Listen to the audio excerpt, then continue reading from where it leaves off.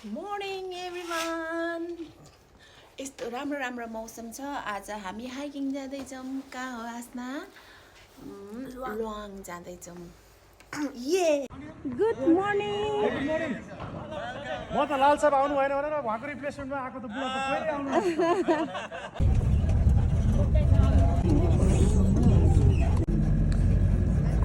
बिहानीको पहिलो घाम खोला तरेर हामी जाँदैछौँ।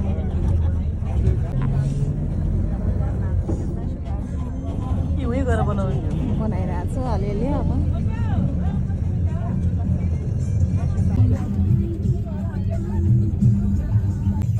पुग्यो हामी लुवाङ।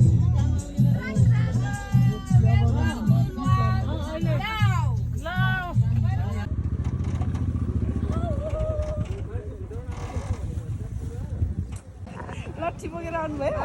लट्ठी बोकेर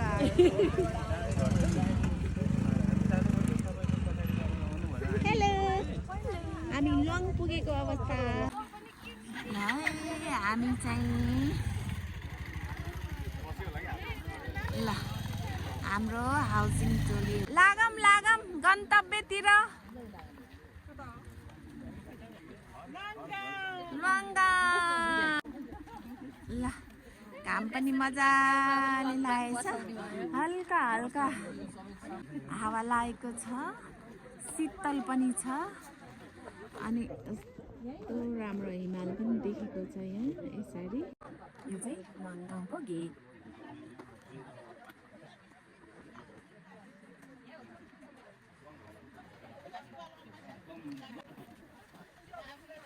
हेलो।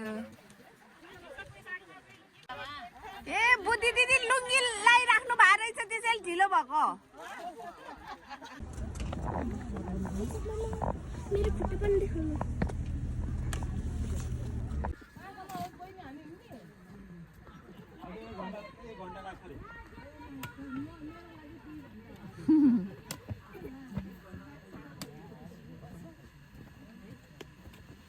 अगाडि जाऊ त तिमी मम्मीको हातसम्म चाहिँ झन् टाउको मम्मीको हातसम्म हो नि, मम्मी अगाडि भयो भने झन् उसो हुन्छ क्या। पछाडि दुख्यो भन्दैछ क्या अस्तिदेखि। गली गली पेसो खुट्टा पनि फुलिन्छ नि त, सुनिन्छ।